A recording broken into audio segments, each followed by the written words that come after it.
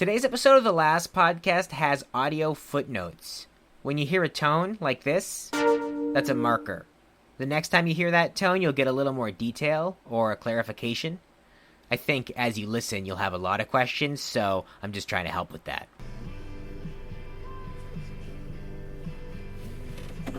Hey. Good morning. Good morning. How are you? I'm good. How are you? Okay. I was just checking out the direction. Starting route to Strafford County Department of Correctional. This episode was recorded in March of 2020, literally just a couple of days before everything started to shut down. This is me picking up Najee Brown at Greenacre, 8 a.m. on March 9th. 8 days after this interview, Strafford County Correctional was closed to the public and has not yet reopened. All right. My name's Chris Brackett. I'm the superintendent of the Strafford County Department of Corrections. We're here in Dover, New Hampshire at 266 County Farm Road. And I have been working here for almost 17 years. So you're the superintendent. Yes. What does that role entail? It's sometimes known as a warden. Superintendent is language used in RSAs in the state of New Hampshire, but I oversee the operation of the jail. I've been appointed by the Board of County Commissioners to ensure that we're doing what we're supposed to be doing here at the facility. And how long have you been superintendent? It's been about 2 years. We're coming up on 2 years. I worked as an acting superintendent for about 2 years before that. So officially in the position coming up on 2 years and working in a similar capacity for about 4 years. That's always weird, right? When you gotta apply for the job you already have. Absolutely, but you know that happens because they need to make sure that it's a trial period. It offers me an opportunity to see if it's a job that I want to do, mm-hmm. and it also gives an example to those that are going to make that selection to see whether or not I'm up for the job. Mm-hmm. And luckily, that was the case. That's a long audition process, though. Speaking to the 2 year audition process. It is. RSA stands for Revised Statutes Annotated, which is essentially how they refer to and organize the laws in the state of New Hampshire. The RSAs are divided up into titles and chapters, and they're annotated with relevant case law and cross-references to other parts of the statutes, which I'm sure makes them extra hard to read. As a child of public school teachers, Chris Brackett's title made sense to me. The superintendent is just the name we use for the head of any system organized by the state. I don't know if this sense of thematic administrative unity is why the schools in New Hampshire look so much like prisons, or if that's for other reasons. In terms of the career path that got you here, first of all, is superintendent of a jail something that you saw yourself becoming? Never did I ever think that I would work inside a jail. So in high school, I wanted to be an athletic trainer. I went to UNH. I studied athletic training. I found that was not necessarily the career path that I wanted. Like most students, they don't really know what they want to do when they get out of college. Get out of high school, excuse me. And so I studied business for a little bit, and then I decided that I didn't want to go to school. So I stopped going to UNH, and I worked in the restaurant field. And I worked at a very successful restaurant down in Perkins Cove. I worked tons of hours during the summer, and then I had all winter off. And I did that for a while, and then I kind of thought to myself, I need to do something that's more career-oriented.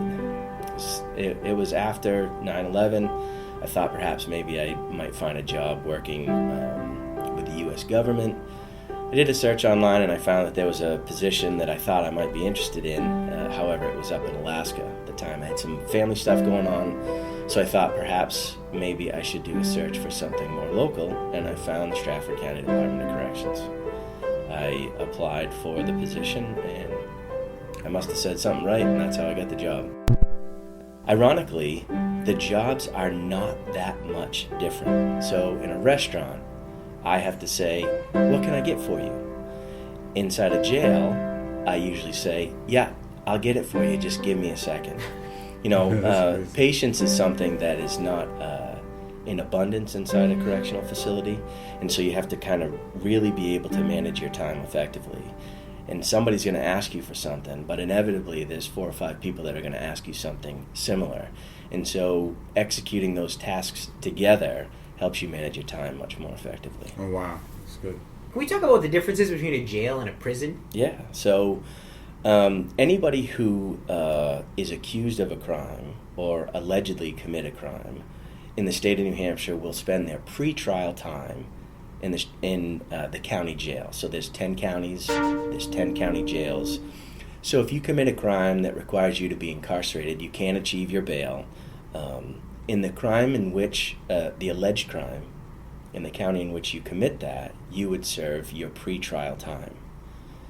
Once you've been found guilty or innocent, but if you've been found guilty of a crime and it carries more than 365 days of incarceration, usually a felony level, you'd go to the state prison. Now we have a state prison both in Concord and then one up in Berlin. If it's a misdemeanor level offense, you would spend a year or less, and that would be at the county jail. So misdemeanor level offenses are spent at a county jail. Felony level offenses are spent at the state prison. That's the biggest difference. The 10 counties in New Hampshire are Belknap, Carroll, Cheshire, Coos, Grafton, Hillsborough, Merrimack, Rockingham, Strafford, and Sullivan. And I'm just saying those out loud because I want to try and memorize them. So Coos is the northern tip of the state. It's the least populous county, but it's geographically the largest. It's basically just trees. Its name is an Algonquin word that means small pines. Hillsborough is the furthest south. It's the most populous county because it contains both Manchester and Nashua, 2 of the larger cities. Also, just generally, a lot of people live on the southern border of New Hampshire and commute into Boston for work. Strafford County is also in southern New Hampshire along the Maine border. It's where I live. It's the 4th largest county in terms of population, but it's geographically the smallest one. The jail is one of the larger facilities in the state, at least at a proportion to the county's size, and it's for reasons that we'll get into soon. Okay, so how many people are here? This morning we have 441. Okay. Wow. And first of all, what's the maximum number of people? The maximum number of people is 495, and that number is an interesting number. The reason why it's like that is because we would have to have the perfect amount of classified individuals inside our facility. So as you can imagine, we have different people in here with different classifications. Some are more violent than others. Some come with a classification to our facility from agencies in which they've been detained by, and so we have to juggle that inside the facility. I can't have co-defendants living together, and I can't have high custody offenders and low custody offenders living together. So we have to have different housing units inside the facility to accommodate those housing needs. So for 495 people to be in my facility, I would have to have the perfect storm of classification to occupy the beds that are available. And so it's a dance that we have to do to try to find the appropriate housing.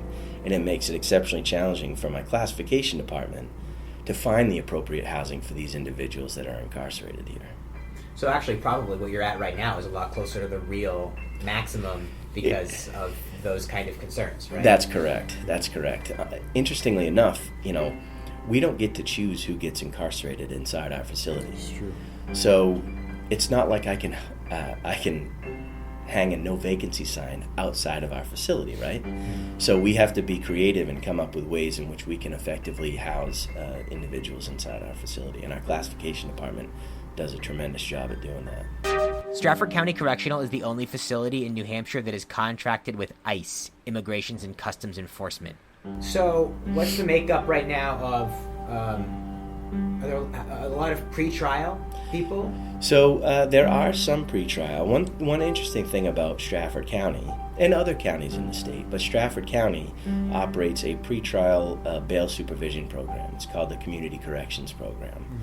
So what they do is they evaluate the individual who's brought in, and they determine whether or not they have ties to the community, what their criminal history is, and if they're employed, all those kinds of things that are successful in keeping somebody out of jail. to determine whether or not they can be monitored in the community. If they can be monitored in the community, that we can maintain contact. They can maintain contact with family members or friends. They can maintain housing. They can maintain employment. There's a higher likelihood that they're going to be successful as they navigate through the criminal process. And if they can do that with oversight from officers in the community, there's a higher likelihood that they'll be able to maintain that supervision as they navigate their court proceedings. So that would be different than making bail. That would be just a separate consideration. That's correct. Okay. So traditionally, the bail process, although it's been reformed in the state of New Hampshire, is that somebody is charged with a crime. They're offered bail services. Either they can accept those services, or they can waive the bail services of a commissioner, and then they wait for their formal arraignment process, and that happens usually within 24 hours of being brought to the facility. The extenuating circumstances are if they come in on a Friday, because there's no courts that are open on the weekends, or if there's a holiday.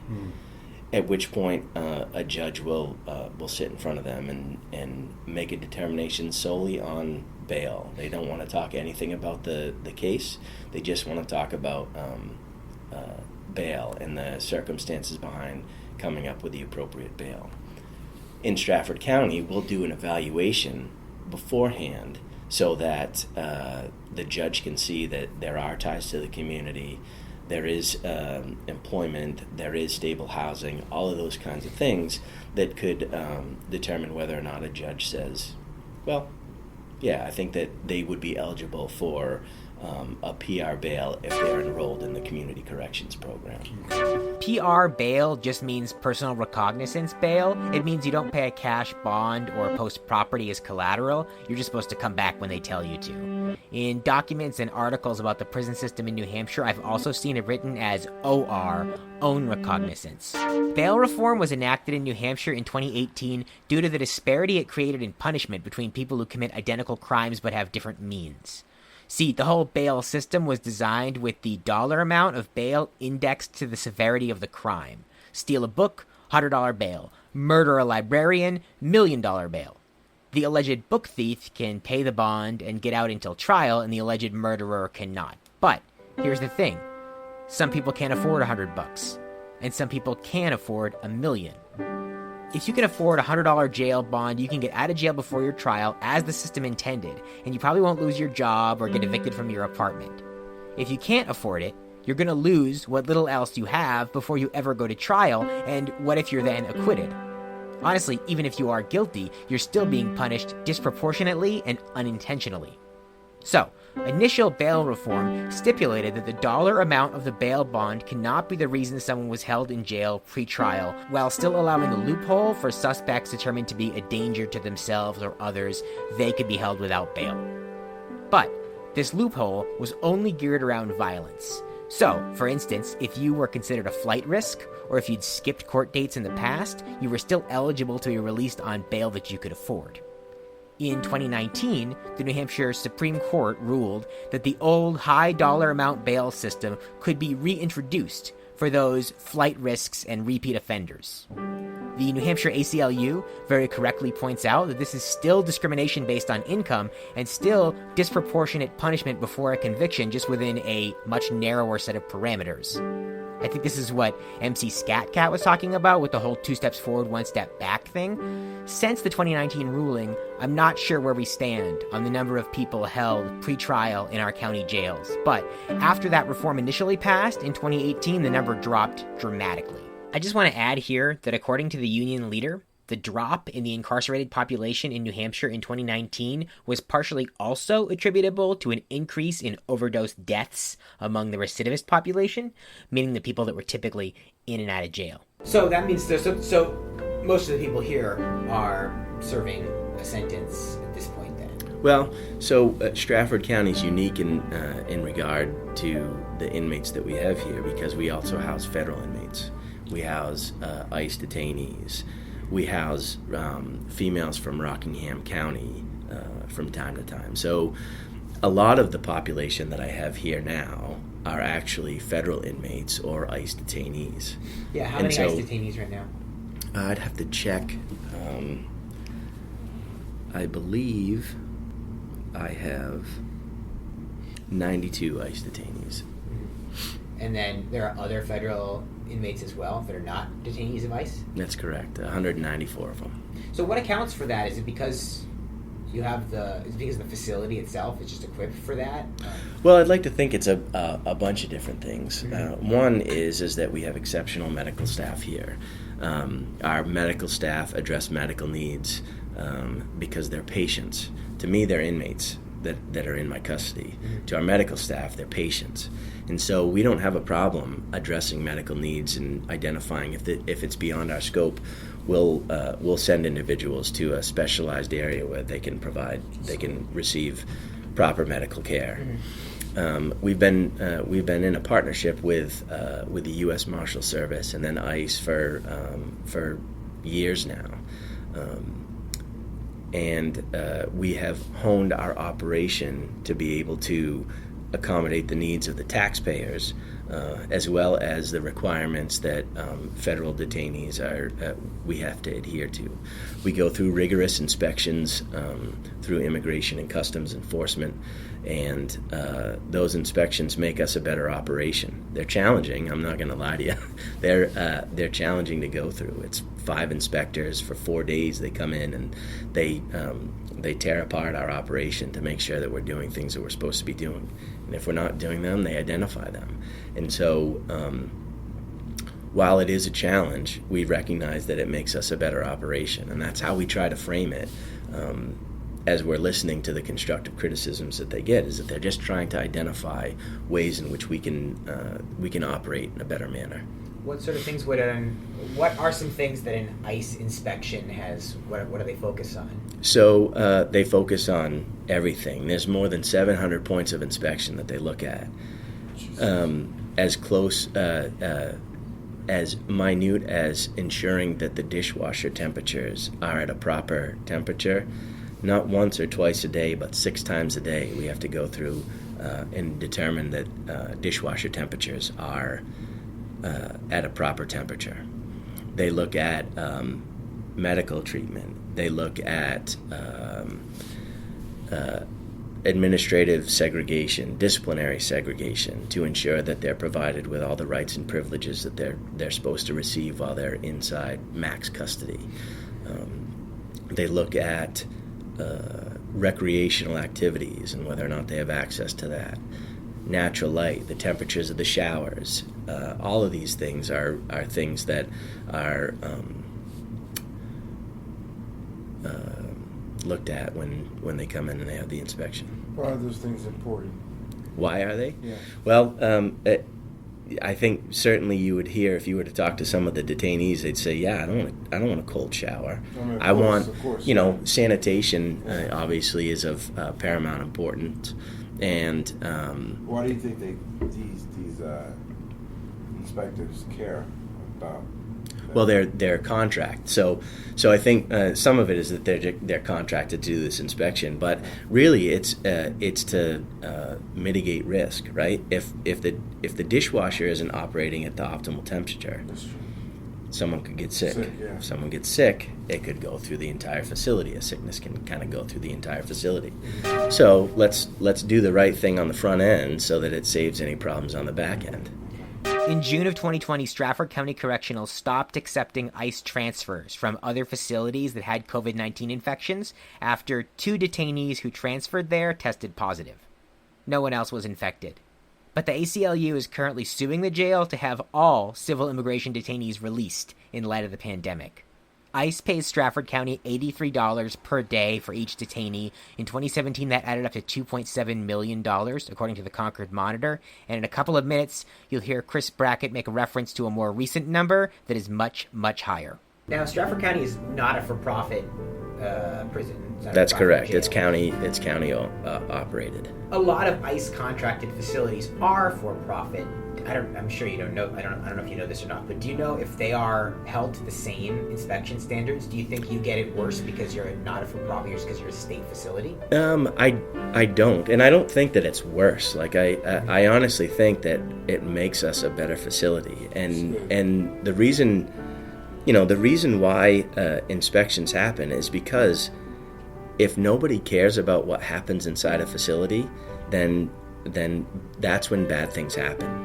And so to have oversight, while it might create a lot more work for us, it ensures that it creates a safer environment for the inmates, for my staff, and really that's one of the most important things, is to have a safe, healthy environment where somebody who is in fact placed here by a judge says, hey, when you're in there, you're going to be safe, you'll be cared for, you'll have programs that you have access to make the time while you're incarcerated worth it while you're in there. So hopefully when you come out, you'll make some changes in some of your behavior so that you don't have to come back and see me. Now, other county jails don't have ICE contracts. This is the only one in New Hampshire with an ICE contract, right? Is that still true? That is. There may be some 72-hour contract services at different places in the event that an ICE detainee is brought in, but usually within 72 hours, I think that they're moved out of those areas to a place that they do have a contract. Yeah. Let's talk about what life is like here for inmates. What's a regular day look like? So 5:30 wake up. We'll have everybody wake up at 5:30, or they have the opportunity to wake up at 5:30 if they want to shave. Time too, that's brutal. Yeah, it is. Yeah. At 5:30, you're offered a razor if you want to shave. That's when you have to get up and get your razor so that you can shave. Right around 6 o'clock in the morning is breakfast. Then at about 6:45, we go into a lockdown period where we have shift change. At about 7:15 or 7:30, after we complete a head count, we'll let them out. There's programming. We bring med carts with medications down to the housing units for people to take their medications, because obviously we have to continue medical care for individuals when they come into the facility.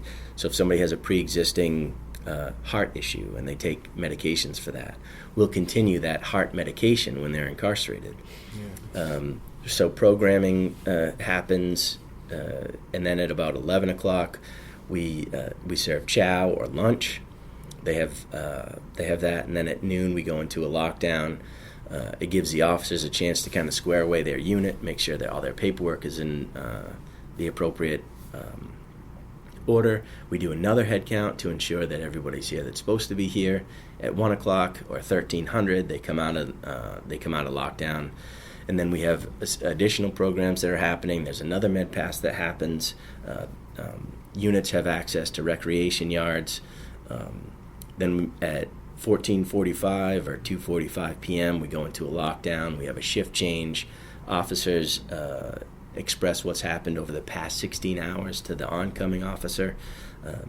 Then the oncoming officer takes over the unit, takes the keys. They do a head count to ensure everybody's here that's supposed to be here.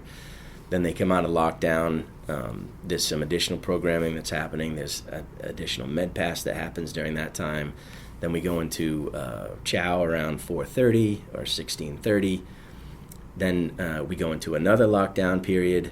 At that lockdown period, they again get their unit squared away. They go through another head count. They come out of lockdown. There's another med pass that happens during the evening. And there are some additional meetings. We'll have some evening meetings, AA, NA, Alcoholics Anonymous or Narcotics Anonymous. And then they go into a lockdown eventually at about 10:30, and they're locked down until 5:30 the next day. On third shift, there are 2 times in which third shift being 2300 or 11 p.m. to 0700. There's a couple of head counts as well that we do during there. We also do some cleaning overnight. We have some inmates that are taken out, that are paid to do some cleaning, either cleaning inside the housing units, cleaning in the common areas or the hallways and such. So it's a constantly moving machine. Yeah. Wow. Yeah. So how much recreation time? So, Outdoors, I mean? well, there's no indoor? outdoor. There's no outdoor recreation. We have structures inside the facility that allow you to play basketball, handball. We've got some soccer balls that you can kick around in there, all within sight of the unit officer working that unit. But there's no outdoor rec. We do have, and I suspect today, being a nice day, we'll have large garage doors that are 20 or 30 feet up in the building that we open up for fresh air, so they'll have a chance to get some fresh air. So all those, that schedule and those rules and everything, is that the same for state, federal, ICE detainees? That's correct. So our max custody is locked down 23 hours a day. They do have one. They have 1 hour that they come out, but officers are constantly going by. They interact with the individuals. If somebody has a legal phone call from an attorney, they get to come out outside of that 1 hour period of time.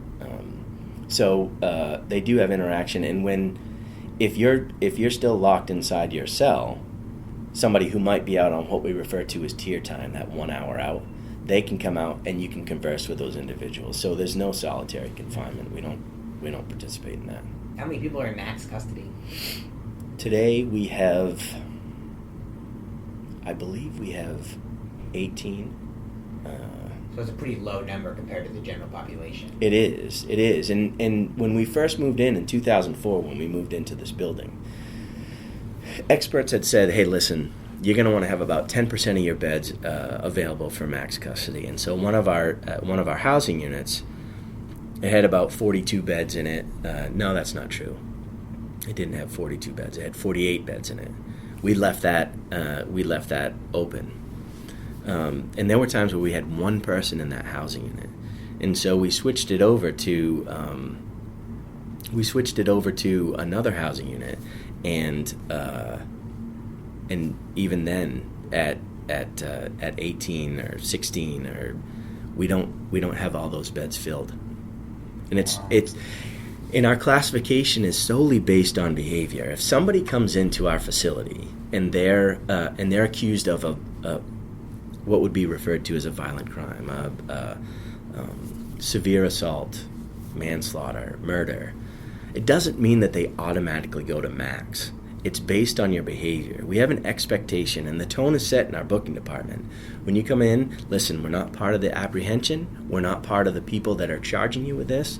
We have a responsibility to provide you appropriate care, custody, and control, appropriate medical accessibility, and that's what we're going to here to do. If you can make bail, great. We'll put you on the phone, and you can make that phone call to make bail. If you can't, these are the rules that we expect you to follow. And by and large, 90% of our population are going to follow those rules. Every once in a while, we'll have somebody that doesn't want to follow those rules, and that's what we have max for. We put them in max, they serve their sanction, and then we take them back out of max. We say, listen, that was the sanction for not following the institutional rules. And if you continue to do this, the sanction is going to get longer and longer and longer. And so we try to establish, we have an expectation of behavior inside the facility. If you adhere to that expectation, then you'll be able to do everything that you want to do within the confines of the facility. If you don't, then we're going to restrict your housing.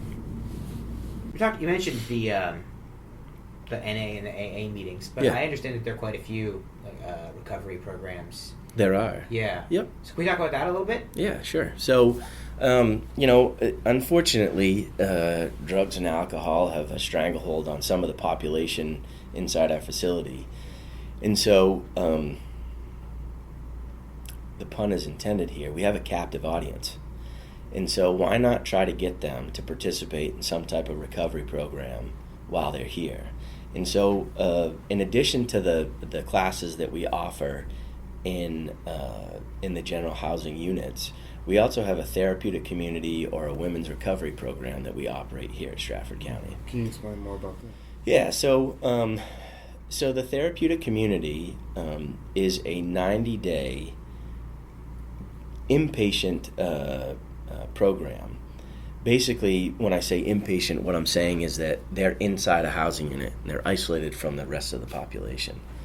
So, they're they're expected to adhere to specific rules inside the housing unit. And there's 3 different phases in the therapeutic community or the Women's Recovery Center. And basically what it is it's cognitive behavior therapy. Look, everybody knows what it's like when your brain is on drugs. They've probably seen that frying pan where somebody drops an egg and it says, this is your brain on drugs. We want to know why it is that you want to drop the egg into the frying pan. And so what they do is they start to work with the individuals, both in a group setting and individually, to find out what it is that made them feel as though they needed to start using drugs. And a lot of times it's due to childhood trauma. It could be many different things as a child, but it's something that's happened, and they're trying to figure out how to cope with it, and they haven't learned effective coping skills.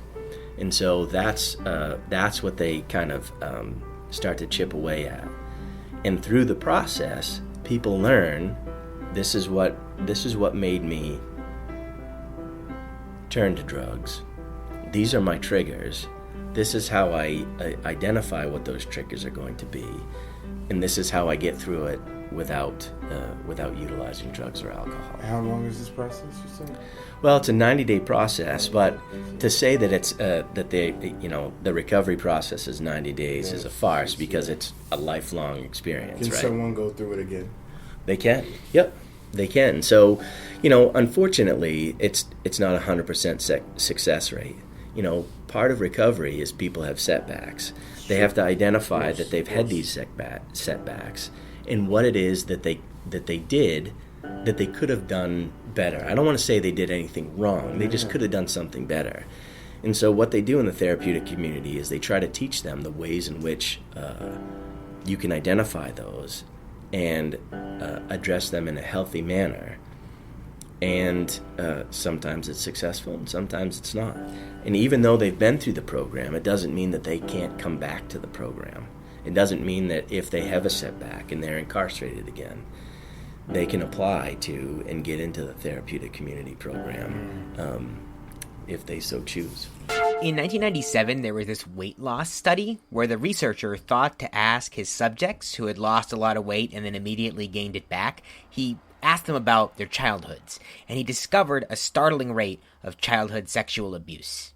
This research eventually led to a framework for understanding trauma called ACE scores. There are these 10 questions pertaining to things that you may have experienced before the age of 18, such as physical, emotional, sexual abuse, emotional or physical neglect, parental substance use, domestic violence, mental illness, incarceration of a relative, even your parents separating or divorcing.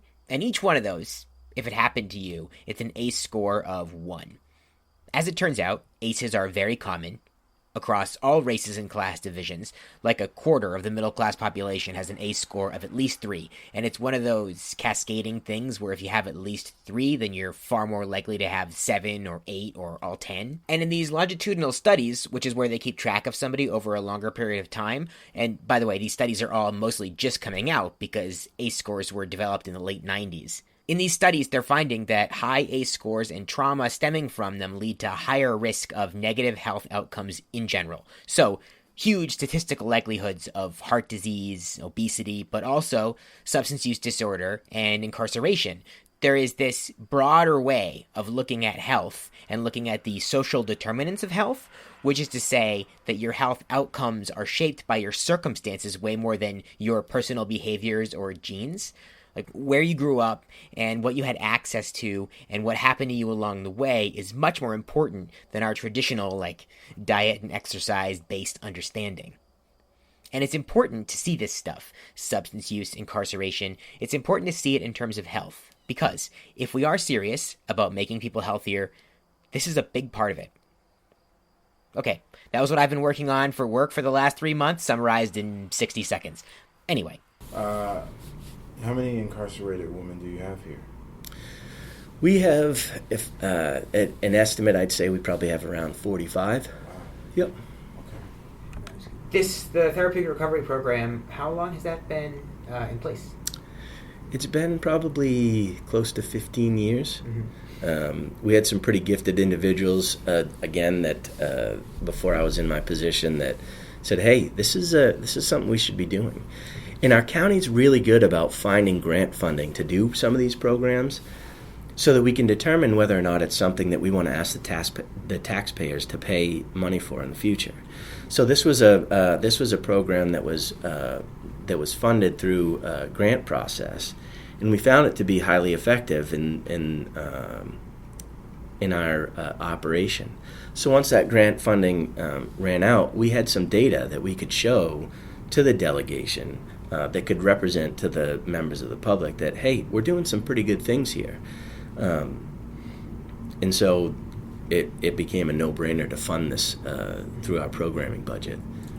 Okay, so right here, are you bringing higher education to your... So we're not, and really that has something to do with the timing. You know, we spoke already about the duration of time that people will spend at our facility. Yeah. The most that they can spend at our facility is a year, and I'll put a little asterisk there because they can be sentenced to a year of jail time at the Strafford County. So that 1 year, there may be a chance for them to kind of get enrolled, but they're not going to be able to continue their higher education that way. I put the asterisk there because there are times in which somebody is accused of a relatively violent crime where they'll waive a speedy trial and they'll be here for a longer period of time because they have a trial that is exceptionally large, a murder trial, things like that. If you Google some of the people that have been incarcerated here for charges like that, you'll find that they were here for a couple of years before their case was heard, and that's just because the state is compiling evidence against the accused, or the accused is compiling a defense against the alleged charges against the individual.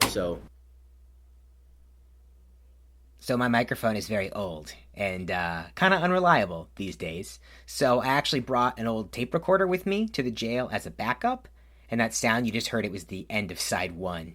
Kind of interrupted the flow of conversation. By the way, I did try to Google murder suspects who'd been at Strafford County, but these days you have to go really deep into a search engine to find anything about SCC that isn't related to ICE, COVID-19, or both. However, I'm proud to say that we're a major participant in high-set education at Strafford County. So high-set is the new GED. So they don't offer a GED anymore. It's now called high-set. And we participate in the high-set program because a lot of the other programs are done online. Now, we don't put inmates online here at the facility. We can still do a handwritten test with a high-set. But through Dover Adult Learning, we administer high-set tests here, and we have people who graduate from that. And we make it a big deal because to get your high-set after you've been after you've been out of school for a while is a challenge in and of itself. Imagine doing that incarcerated, where there's people who are they're just naturally negative. And so they're going to look at you and say, why are you doing that? Why are you doing that, man? But these people, they get up, they go to classes, they take the test, and when they graduate, we make it a big deal. We get them a gown. We get them a hat. They have tassels. We get them a graduation cake because it's a big deal. People put forth effort, and that should be recognized, and we feel as though that's an important thing to do.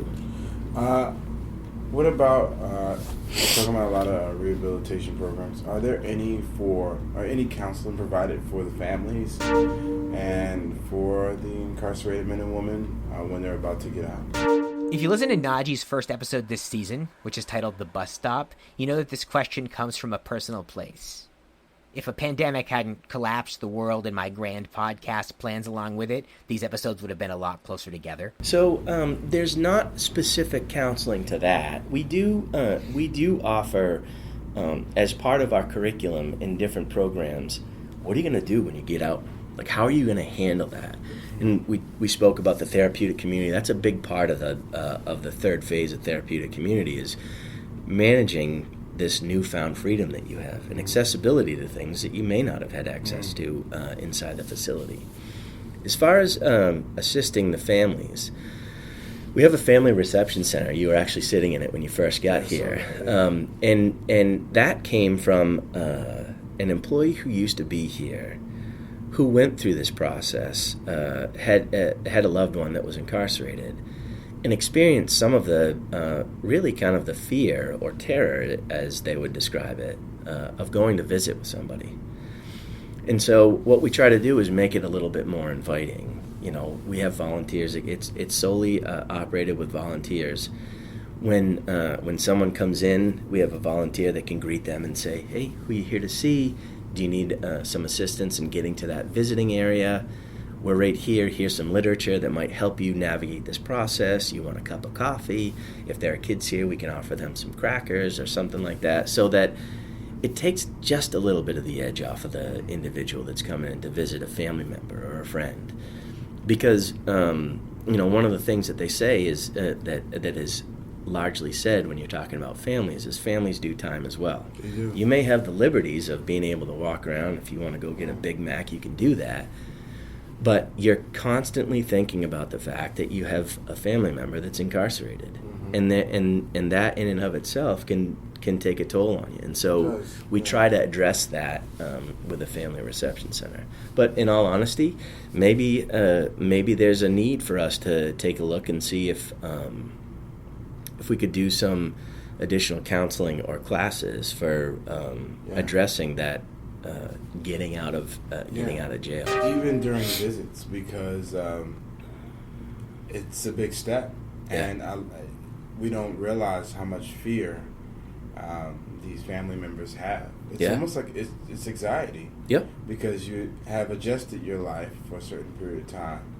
You're living a certain way, and then this person is coming back, and you have to redevelop this whole new relationship. Right. And they had experiences while they were inside. You had experiences while you were outside, and oftentimes you'll find this disconnect. Yeah. That will actually probably lead to someone going back in because they feel so alone when they got out. And just teaching, okay, well, how can you be more supportive to this person? I wish for the family members that I had that were incarcerated, because it was more than one, we were a little more supportive, because they will often say that no one understood. Yeah. And but I wish they also knew what we were going through too. Sure. And when you're living in poverty, there's no you can't afford therapists. So it would be nice, the months leading up to. Well, I imagine it's got to be challenging for somebody who's incarcerated to get out of being incarcerated and speak to a family member or a friend and have them say, "You have no idea how hard it was for us," because they're looking at it myopically and saying, "Oh, it was hard for you. I was incarcerated." You know what I mean? That is true. But I think that getting examples of those perspectives prior to release could be beneficial. Yeah. Najee and I left the jail that day, having made tentative plans to bring his play, The Bus Stop, to perform for the female inmates at Strafford County Correctional. I told my friend John Burns from SOS Recovery about it, and he was putting me in touch with the director of both state prisons in New Hampshire as well, so we could bring the play there too. Then, of course, there was the whole pandemic, so none of that happened.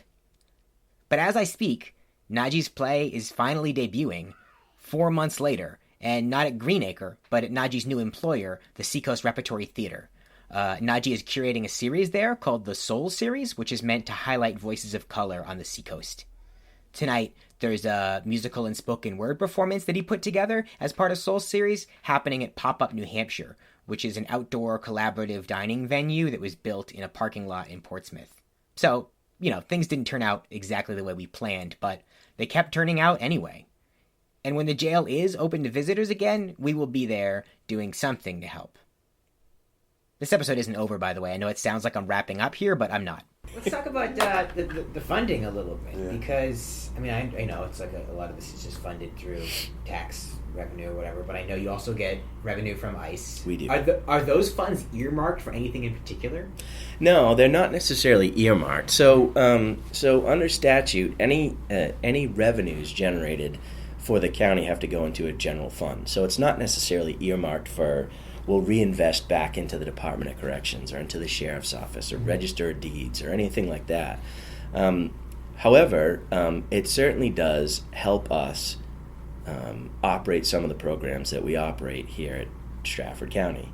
So, I'm budgeted this year to anticipate like $8.4 million in revenue generated from our housing contracts with the Marshals Service, with Immigration and Customs Enforcement, and with Rockingham County.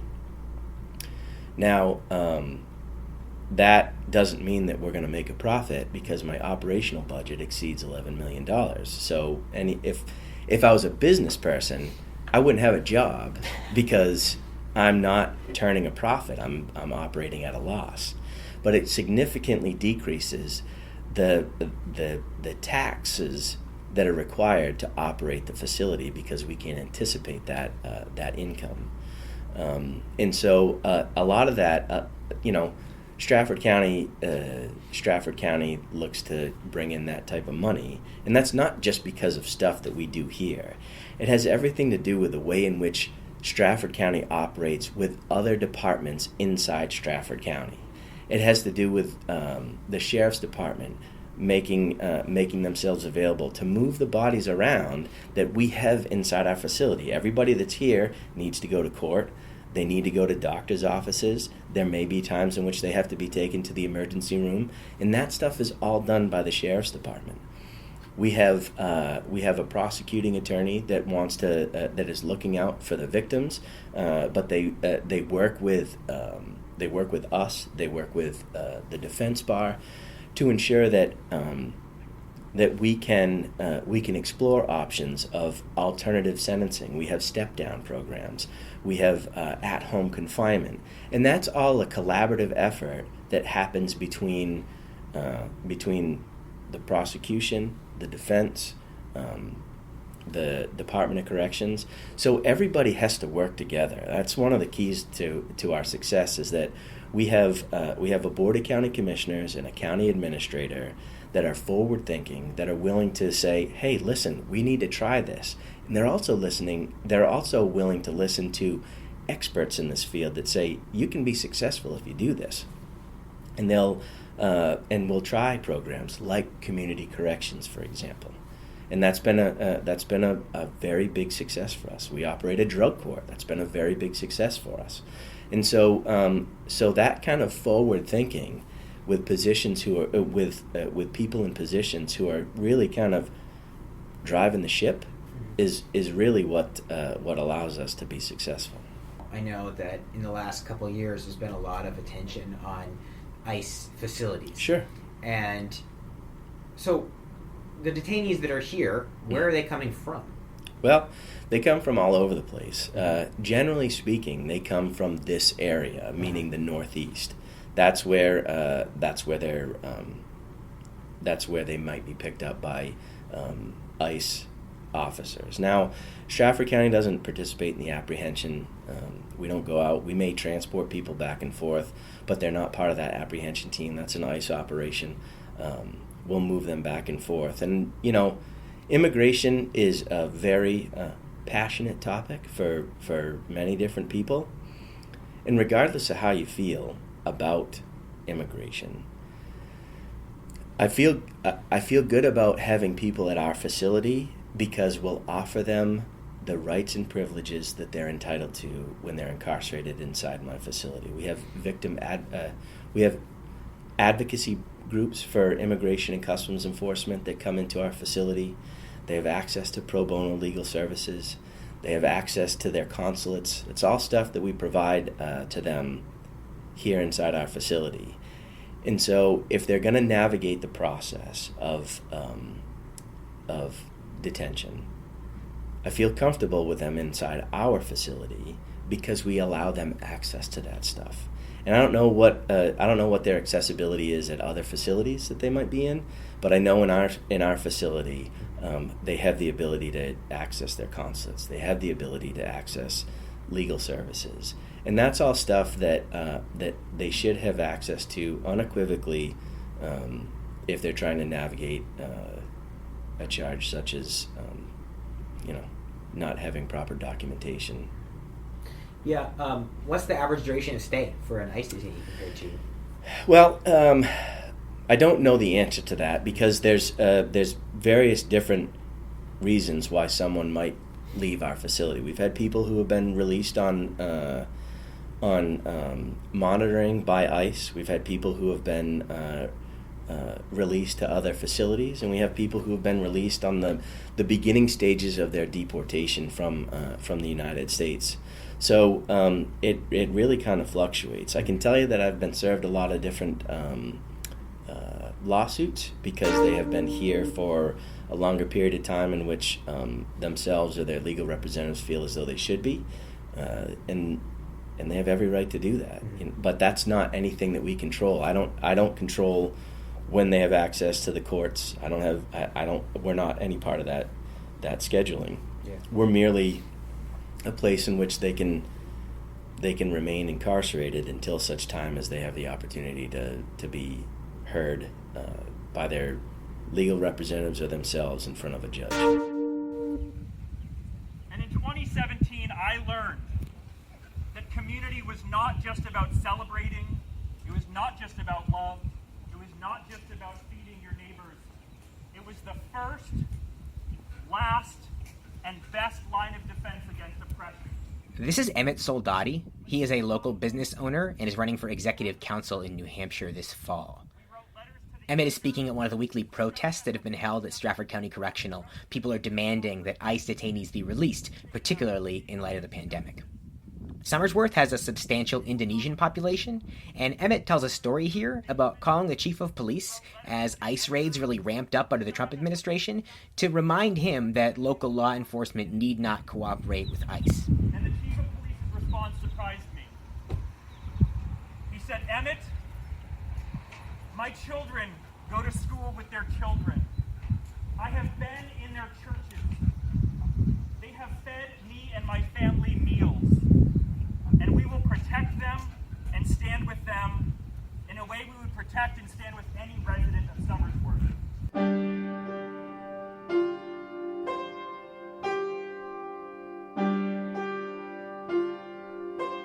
I've been emphasizing local connection on this podcast for a while now, which I know has sometimes felt strange.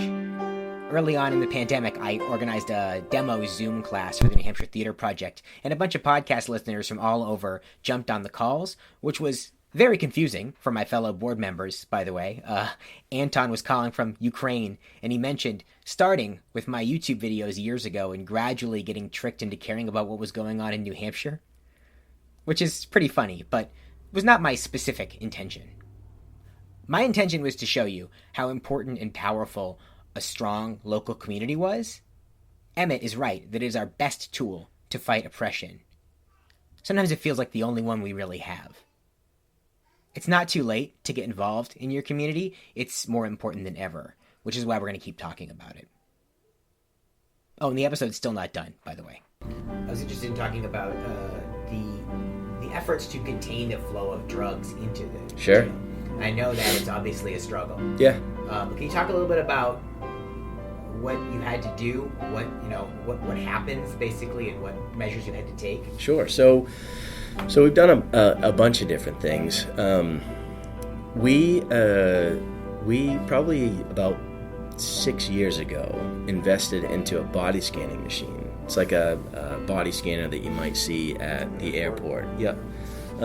A little bit more invasive, but what it does is it scans to determine whether or not you have any contraband on you or inside your person. So, it wasn't as prevalent when I first started almost 17 years ago, but people would hide contraband inside a body cavity that they might have. They might swallow it. They might put it inside a body cavity to try to introduce it into our facility.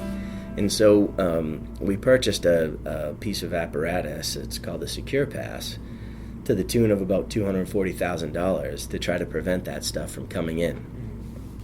And it was effective. We saw a decrease in contraband coming into the facility, but there was still contraband coming into the facility. We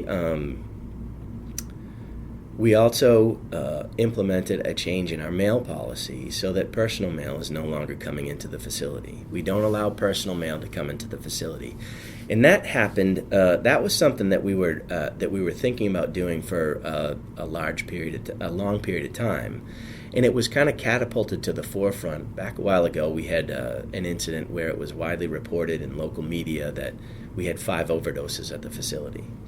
Now, that wasn't the case, but that was expressed over radio transmission, and that's what people could say and be factually accurate, that it was reported 5 overdoses at the jail. Through an investigative process, they found that there was, and through some of the stuff that we found in returned mail, is there were directions on how to treat paper so that it would look like it was regular paper, but it had some type of mixture or concoction on it that would affect the way in which you felt. And so through that, we said we got to stop personal mail from coming in, and we could do that because we had deployed a tablet system inside our facility. The tablet system allowed for emails to go back and forth. Now, it's not a typical email system that we might be aware of where you can just sit down and send an email to somebody. Members of the public would have to initiate contact with somebody who is incarcerated. And we did that because we wanted to ensure that if somebody had a no contact order with somebody who was incarcerated, they wouldn't be able to reach out to somebody that they had a no contact order with. And so if I was incarcerated and I wanted to speak to you, I wouldn't be able to just send you an email and say, hey, what's up? You would have to initiate a connection with me, and then I could respond to that. So we still had the ability to correspond back and forth, and in actuality, it was an email that was half the cost of a stamp. So somebody could write to a family member or friend that was incarcerated, and they could write back for the same price as it would be for one stamp for a one-way communication. So we did that for a while. We were still seeing contraband coming into the facility, and we had intercepted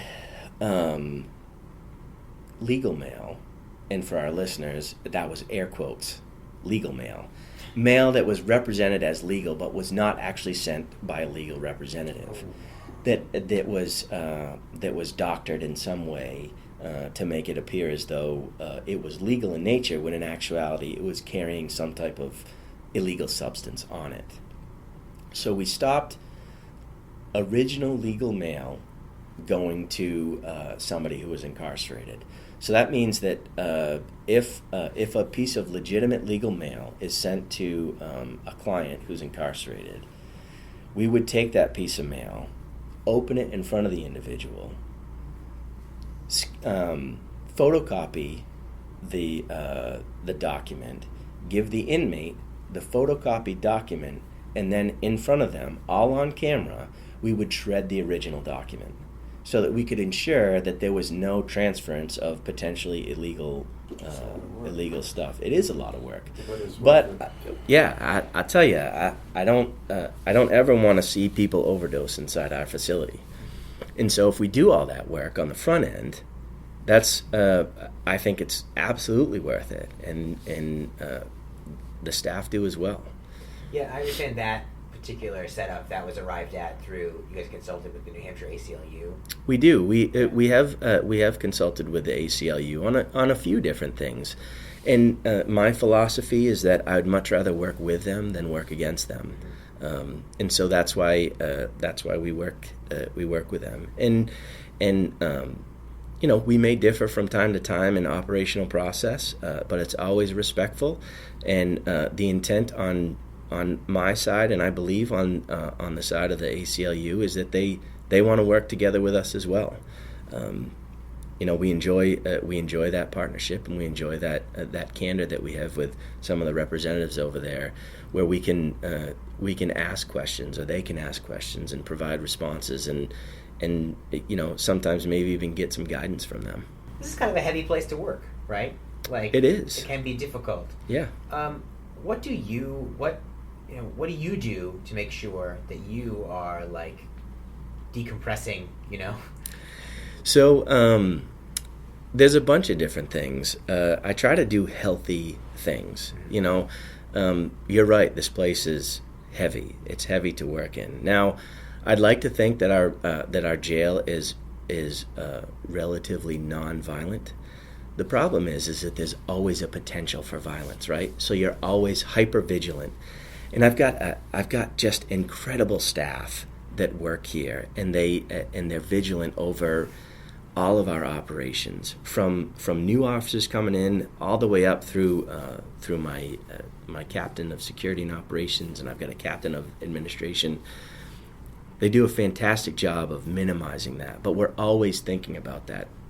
For me, I run, I go to the gym, I spend time in nature, I spend time with family, I spend time with friends. I do a lot of different things that will ensure that I recognize that this is not all consuming. Being at the facility is not all consuming. But it would be remiss if I didn't say that I'm always, from my experience, I'm always looking to make sure that I know what my surroundings are. I strategically place myself so that people can't be behind me. And that's not because I'm afraid that I'm going to get hurt when I'm in public. It's not even afraid that I'm going to get hurt inside the facility.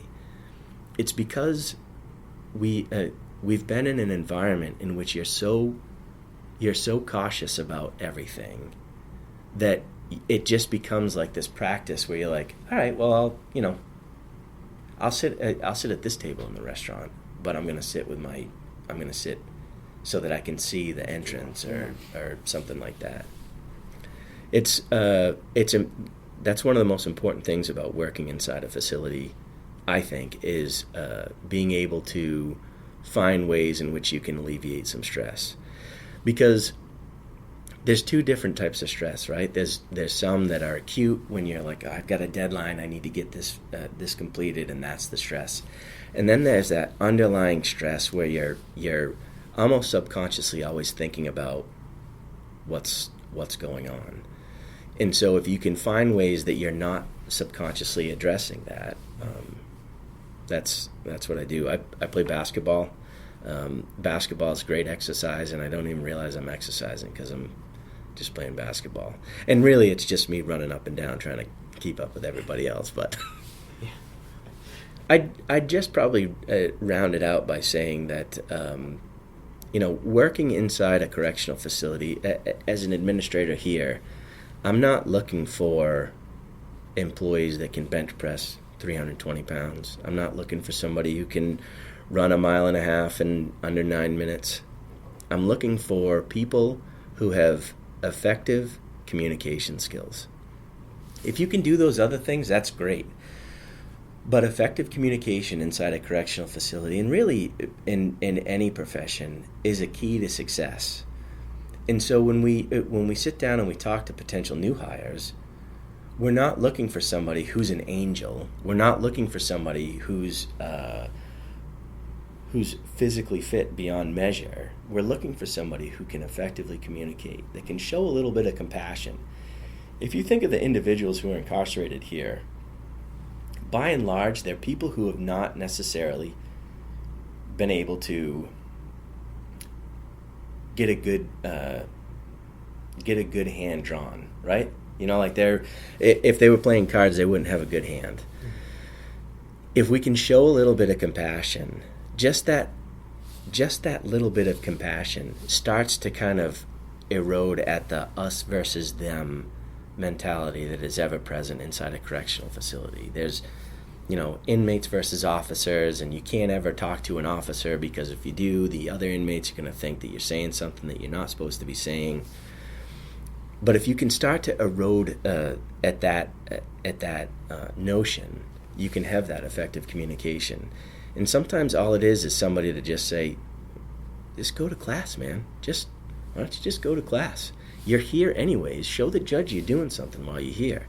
It might have an impact. Maybe it won't. But what else are you going to do?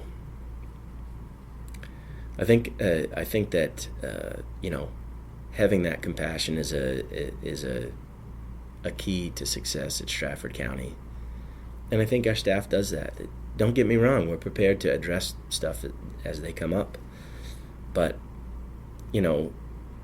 maybe not taking the bait when somebody's lashing out at you can sometimes be more effective than trying to have a louder yell.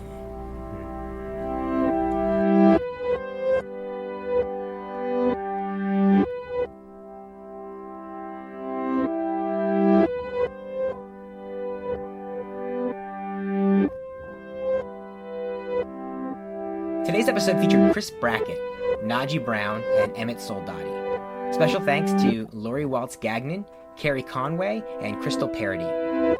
Thank you for listening. We'll be back soon.